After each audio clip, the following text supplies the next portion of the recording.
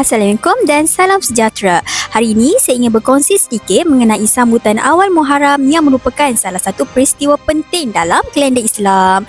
Awal Muharram menandakan bermulanya tahun baharu hijrah bagi umat Islam di seluruh dunia. Peristiwa ini memperingati penghijrahan Nabi Muhammad SAW dan para sahabat dari kota Mekah ke kota Madinah, yang menjadi titik permulaan perkembangan Islam dengan lebih pesat. Muharram juga merupakan salah satu daripada 4 bulan haram yang dimuliakan oleh Allah Subhanahu Wa Taala.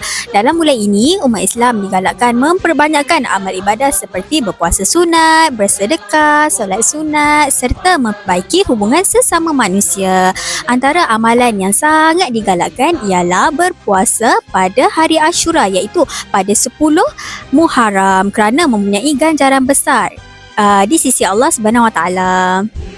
Selain itu, awal Muharram mengajar kita tentang nilai hijrah dalam kehidupan. Hijrah bukan sekadar pindahan tempat, tetapi juga perubahan daripada perkara yang kurang baik kepada lebih baik. Sebagai pelajar dan anggota masyarakat, kita boleh menjadikan tahun baharu hijrah ini sebagai peluang untuk memperbaiki akhlak, meningkatkan prestasi akademik serta menjadi individu yang lebih berdisiplin dan bertanggungjawab.